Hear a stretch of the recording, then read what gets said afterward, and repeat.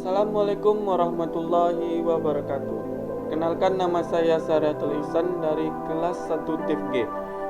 Di sini saya akan menjelaskan tentang ringkasan tata tulis karya ilmiah yang berjudul Karya Ilmiah dan Penelitian. Saya akan menjelaskan tentang apa itu karya tulis ilmiah. Karya tulis ilmiah atau KTI merupakan satu penelitian yang mempunyai bentuk yang tersendiri dari KTI yang lain, yaitu dia mempunyai secara spesifik dan satu hipotesa yang kemudian dibuktikan dalam bentuk langkah penelitian. Selanjutnya, karya tulis ilmiah.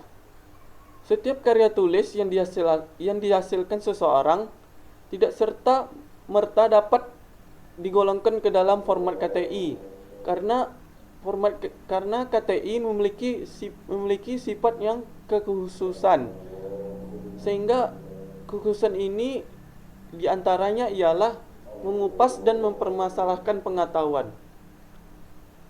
Selanjutnya menerapkan kebenaran ilmiah dan disajikan dengan metode ilmiah. Selanjutnya, serta menggunakan bentuk dan bahasa ilmiah, sehingga kita dapat membuat karya tulis KTI ini, karya tulis ilmiah ini. Selanjutnya, kaitan dengan perkembangan ilmu pengetahuan. Karya tulis ilmiah mengusung permasalahan keilmuan. Materi ini dituangkan ke dalam tulisan ilmiah yang berupa gagasan ilmiah, baik berupa kajian ilmiah maupun hasil penelitian yang disajikan ke dalam karya tulis ilmiah. Selanjutnya, ilmu pengetahuan atau sering dinamakan sekarang yaitu sains. Ilmu pengetahuan ini berbeda dengan pengetahuan umum. Ilmu pengetahuan umum sering juga disebut dengan pengetahuan ilmiah, dan ada juga pengetahuan ilmiah yang non ilmiah, yaitu yang merupakan suatu gejala yang tidak dapat dijelaskan secara ilmiah dan logis, sehingga pengetahuan non ilmiah ini tidak bisa, yaitu pengertian besarnya adalah yang dijelaskan atau yang dijelaskan secara tidak logis atau tidak bisa dipecahkan. Selanjutnya, pengguna karya tulis ilmiah. Karya tulis ilmiah merupakan karya manusia yang dituangkan secara tertulis dan mengusung suatu perkembangan ilmu. Karya tulis ini menandai sebuah keberagaman pemikiran manusia dan perkembangan ilmu pengetahuan, sehingga karya tulis ini beragam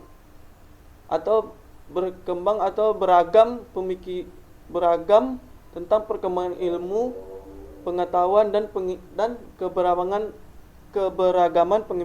pemikiran manusia.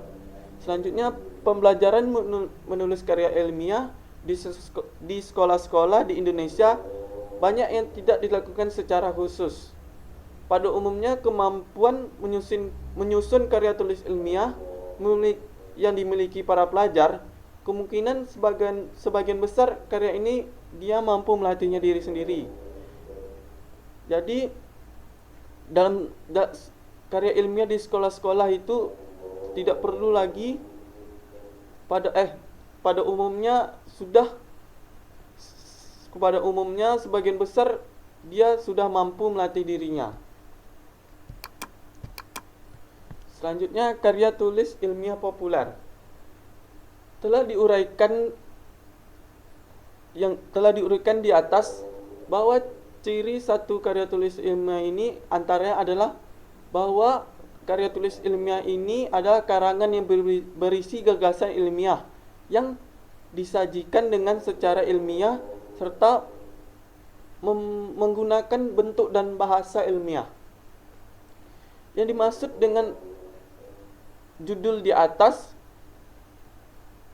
yaitu adalah karya tulis ilmiah populer ini ialah dikenal dengan mudah dipahami orang banyak, sehingga karya tulis ilmiah ini dapat dipelajari atau dipahami oleh kalangan siapapun.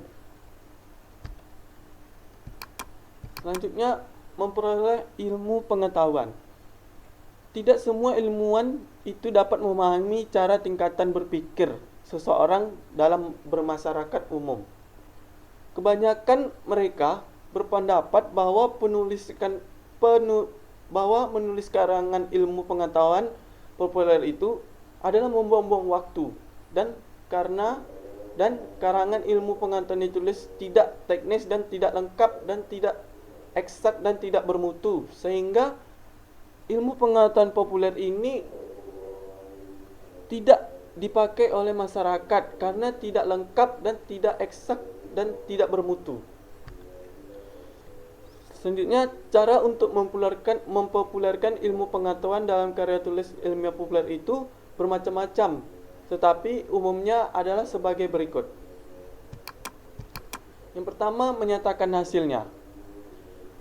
Penemuan ilmiah terbesar itu ialah pernyataan yang didasarkan oleh observasi dan percobaan atau hasil matematis yang mendasar. Selanjutnya, sejarah kerja ilmuwan penemuannya.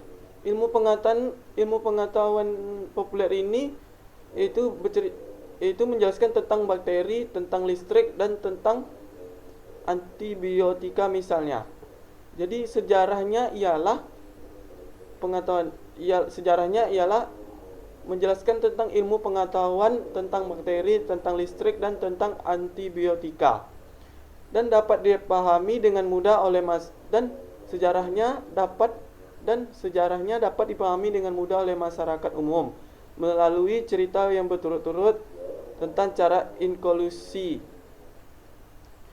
seperti Pasteur tentang sifat listrik oleh Faraday. Selanjutnya, deskripsi jalannya percobaan atau pengamatannya. Dengan cara ini, penulis karangan ilmu pengetahuan populer seolah-olah melihat sendiri proses percobaan dan pengamatan yang dikerjakan oleh penemuannya. Jadi maksudnya ialah penulis karangan ilmu pengetahuan populer ini dapat langsung melihat proses percobaan dan pengamatan. Maksud percobaan atau pengamatan, atau dapat langsung tahu tentang contoh proses percobaan atau pengamatan yang dikerjakan oleh penemunya. Yang D, cerita fiktif tetapi berdasar ilmu. Penulis yang berdaya imajinasi tinggi dan berpengetahuan ilmiah dapat menulis secara fiktif.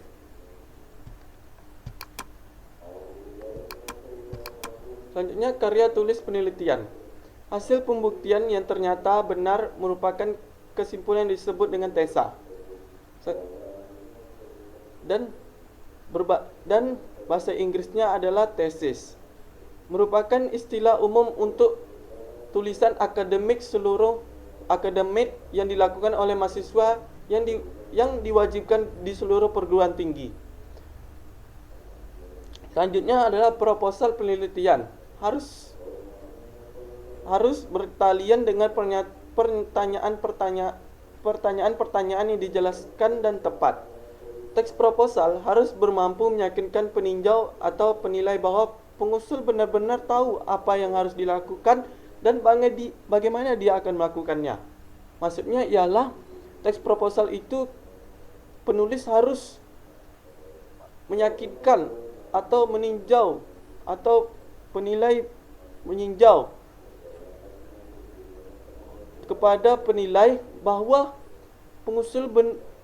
penulis benar-benar membuat proposal ini dengan baik. Selanjutnya ialah elemen-elemen kelima komponen dalam proposal. Yang pertama, halaman depan. Bagian judul proposal itu mencakup antara lain judul tesis atau studi. Selanjutnya, nama jurusan dan fakultas. Selanjutnya, nama dan nomor mahasiswa. Selanjutnya, bulan dan tahun. Selanjutnya adalah bagian ringkasan proposal memuat, yaitu abstrak ringkas tentang proposal. Selanjutnya itu pendahuluan yang berisi tentang pengantar dan latar belakang atau masalah studi. Yang selanjutnya pertanyaan peneliti kunci. Selanjutnya tujuan penelitian. Dan selanjutnya delimitasi studi atau apa usul Anda tentang keterbataan studi dapat ditata. Selanjutnya itu signifikansi penelitiannya. Yang ketiga ialah tinjau literatur dan kerangka teoretikal yang mencakup tentang tinjau atas karya terdahulu dalam bidang yang dikaji yang relevan dengan pertanyaan penelitian. Selanjutnya yaitu prosedur penelitian atau meliputi rencana penelitian dan teknik atau metode yang diusulkan, yang mencakup tentang selayang pandang tentang desain studi. Selanjutnya konsep-konsep kunci dan definisi-definisi dari istilah penting tersebut. Data atau sumber informasi. Selanjutnya pengumpulan data atau informasi yang diusulkan. Selanjutnya metode yang diusulkan untuk menganalisis data. Selanjutnya kerangka kerja atau biasanya meminjam dari sebuah teori yang menuntun studi Anda.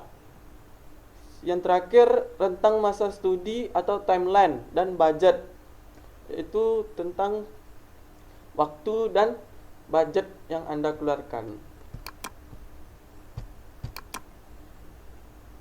Yang kelima referensi atau yang mencakup tentang daftar nama, daftar semua karya yang disetir dalam proposal direferensi dengan benar dan baik, yaitu di mana Anda mendapatkan data-data yang Anda buat di proposal Anda dan dibuat di daftar pustaka ya. Itu selanjutnya judul proposal yang memperlihatkan hal-hal berikut yang konvensional dalam penelitian. Lazimnya judul proposal berkisar antara 12 dan 15 kata yang memadai untuk menyampaikan tujuan studi. Dan lazimnya judul proposal memuat 3 aspek studi yang penting, yaitu variabel, latar, dan subjek studi. Baiklah, sampai sinilah penjelasan tentang ringkasan materi tata tulis karya ilmiah ini. Kalau ada kesalahan dan pengucapan mohon dimaafkan. Assalamualaikum warahmatullahi wabarakatuh.